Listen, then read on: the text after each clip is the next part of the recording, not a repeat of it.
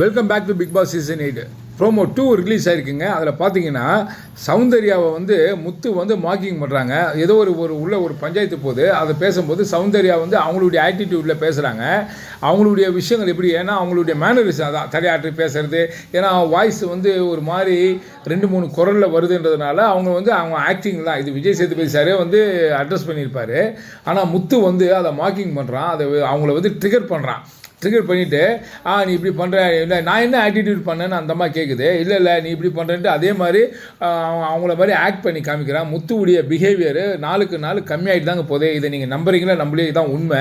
இதை நம்ம சொன்னால் புரியல. என்ன முத்து வந்து எனக்கு வேண்டாத ஆள் அப்படின்றதெல்லாம் இல்லை. முத்து நல்ல பிளேயரு, வார்த்தைகளில் நல்லா பேசுகிறாப்புல கண்டி அவனுடைய மேனரிசம்லாம் ரொம்ப கம்மியாகிட்டே வருது. ஏன்னா போன வாட்டி பேசும்போதும் ஒரு மாதிரி தவறாக தான் பேசினான். சௌந்தர்யாவை ஒரு டேபிளில் இருக்கும்போது இல்லை அவ்வளோ அடித்து மண்டியை உடச்சிட்றேன், அவ்வளோ அப்படியே கொலை பண்ணிடுறேன்னு சொன்ன அதே முத்து தான். என்னென்னா அது யாரும் கேட்கல, யாரும் பார்க்கல நினச்சின்னு பேசிகிட்டு இருக்கிறாப்புல முத்து அவர்கள். இதை வந்து நம்ம மஞ்சரி வந்து மென்ஷன் பண்ணியிருப்பாங்க. ஒரு பப்ளிக் ஷோவில் கொலை பண்ணிடுவேன் குத்திடுவேன் அப்படின்னு சொல்கிறது ஒரு நல்ல வார்த்தையா? அது நல்லதா? ஃபன்னாக கூட அப்படி பேசலாமா? அவ்வளோ தமிழ் வார்த்தை நான் அறத்தோடு விளையாடுவேன்னு சொல்லி விஜய் சேதுபதி சார்கிட்ட வந்து ஃபஸ்ட்டு டே சொல்லிட்டு தான் அவர் முத்து உள்ளே வந்தார். அந்த அறம் எங்கே போச்சுன்னு தெரியல. இப்போ வந்து என்ன சொல்கிறதுனே அவரை புரியல. இதே தான் நிக்சன் வந்து போன எபிசோடில் வந்து போன சீசனில் வந்து அர்ச்சனா வந்து சொறி விடுவேன் குத்திடுவேன்லாம் சொல்லியிருந்தான். அர்ச்சனா பிரதீப் எல்லாம். ஆனால் அவனையும் வந்து கமல் வந்து ஒன்றும் சப்போர்ட் பண்ணலை. அதாவது அவனுக்கு சப்போர்ட் பண்ண மாதிரி சும்மா தட்டி கொடுத்து விட்டுட்டாருன்னு நம்மலாம் ரொம்ப ஆதங்கப்பட்டோம். நிக்சனை வந்து வெளியில் துரத்தலை, அவன் எப்படி அந்த வார்த்தையை சொல்லுவான் அப்படின்னு அவனுக்கு ரெட் கார்டு கொடுக்கணும்னு சொன்னோம். ஆனால் அந்த இதுவை தான் இப்போ வந்து முத்து செய்கிறாரு. ஆனால் முத்துக்கு மட்டும் நீங்கள்லாம் ஏன் இப்படி கண்மூடித்தனமாக சப்போர்ட் பண்ணுறீங்கன்றது புரியலை. நியாயமாக நம்ம வந்து பேசுகிறோம், அதை வந்து நீங்கள் ஏற்றுக்கணுங்க. அதே மாதிரி சௌந்தர்யாவை எல்லாருமே வந்து எல்லா யூடியூபர்ஸ் நிறைய பேர் பார்க்குறோம். நாங்களே ஒரு வித்தியாசமாக இருக்குது. சௌந்தர்யாவை வேறு மாதிரி போர்ட்ரே பண்ணுறீங்க, தப்பா? என்ன காரணம்னு எங்களுக்கு தெரியல. ஏன்னா எங்களோட வியூவில் வந்து நாங்கள் என்ன உள்ளே நடக்குதோ அதை பற்றி தான் நம்ம போடுறோம். எக்ஸ்ட்ரா பிட்டு சேர்த்து வச்சு பேசுறது அப்படிலாம் இல்லை. என்ன நம்ம பார்க்குறோமோ ஜென்யூனாக தான் ரிவ்யூ பண்ணுறோம். ஏன் இப்படி சப்போர்ட் இருக்குது? கண்மூடித்தனமான சப்போர்ட் வந்து முத்துக்கு இருக்குது. சௌந்தர்யாவை ஏன் இப்படி எல்லாரும் வந்து தப்பாக நினச்சி போர்ட்ரே பண்ணி வெளியில் போடுறீங்கன்றது தெரியல. உங்களுக்கு இதுக்கான காரணம்லாம் தெரிஞ்சிருந்தா தயவு செய்து கமெண்ட் செக்ஷனில் பதிவிடுங்க.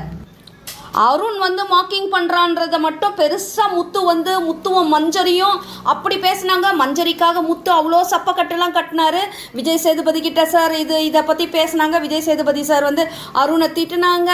அப்புறம் 2 வாரம் அருண் விளையாட முடியாமலே போச்சு.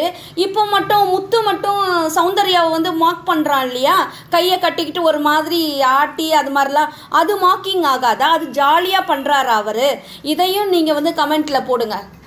அடுத்தது என்னென்னா, சௌந்தர்யாவை சும்மா முடி அப்படி தள்ளி விடுறதுக்கு அவங்க பண்ணுறாங்க. இவங்களுக்கு என்ன வந்தது? அதுக்கு மட்டும் இவங்க வந்து ரியாக்ட் பண்ணுறது வந்து இரிட்டேட்டாக இருக்குது. ஆமாம், இரிட்டேட்டாக இருக்குது. ஆட்டிடியூட் நல்லா இல்லை அப்படின்லாம் சொல்லி அதை ஒரு என்ன சொல்ல பெரிய கொலை குற்றம் மாதிரி அதை கொண்டு வந்து வீக்கெண்ட் எபிசோடில் வச்சு எல்லாரும் பண்ணாங்க. இப்போ முத்து பண்ணுற விஷயங்கள்லாம் எப்படி இருக்குது? அதெல்லாம் ரொம்ப நல்லா இருக்குதா? இவர் வந்து அந்த விஷயத்தை சௌந்தர்யா பண்ணுற மாதிரி மார்க்கிங் பண்ணுறது ரொம்ப இரிட்டேட்டா இருக்குது. முத்து வந்து அறத்தோட விளையாடுற மாதிரி இருந்தா அதே மாதிரி எப்பவுமே டே 1 விளையாடணும்.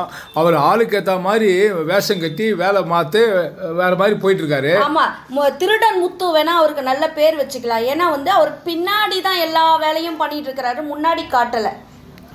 ஒரு சிலர் முத்துக்கு வந்து நீங்களாம் சப்போர்ட் பண்ணுறீங்க. ஓகே, நீங்கள் சப்போர்ட் பண்ணுறது பண்ணுங்கள். ஏன்னா உங்களுக்கு வந்து உங்களோட பார்வை வியூவில் அவர் ரொம்ப நல்லவராக இருக்கலாம். இங்கே நல்லவர் கெட்டவர் அப்படின்லாம் வரலங்க. அங்கே விளையாடுற அத்தனை பேருமே நம்மளுக்கு தெரியாத முகங்கள் தான். நம்ம கேமை பார்க்குறோம், கேமை பற்றி ரிவ்யூ பண்ணுறோம். ஃபஸ்ட்டு ஒரு 2-3 வாரங்களுக்கு வந்து முத்துக்கு தான் நம்ம எல்லாருமே சப்போர்ட் பண்ணோம், சூப்பராக விளையாடுற.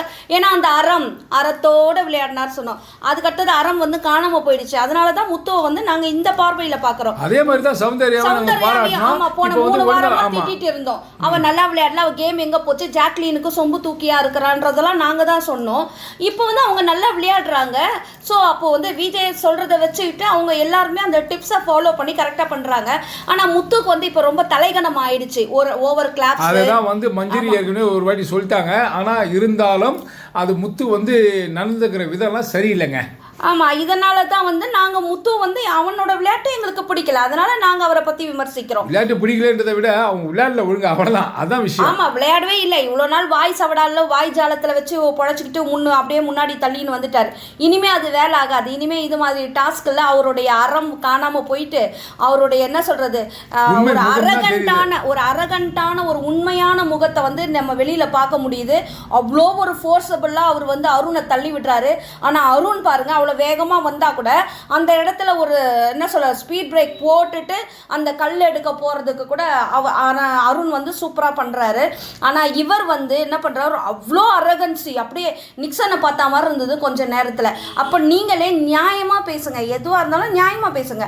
நம்மளோட பார்வைக்கு எல்லாமே தெரியும். ஆனால் பிரித்து பகுத்து பார்க்குற அறிவோட பகுத்து பார்த்து உங்களுடைய என்ன நாங்கள் ஏதாவது மிஸ்டேக்ஸாக தவறுதலாக புரிஞ்சிட்டோமா இல்லை உங்கள் பார்வையில் எப்படி இருக்குதுன்னு கமெண்ட்டில் போடுங்க. ஆக மொத்த மக்களை, இந்த வீடியோ உங்களுக்கு கண்டிப்பாக பிடிச்சிருக்குன்னு நினைக்கிறேன். பிடிச்சிருந்தா லைக் பண்ணுங்கள், கமெண்ட் பண்ணுங்கள், ஷேர் பண்ணுங்கள், சப்ஸ்கிரைப் பண்ணுங்கள். தேங்க்யூ.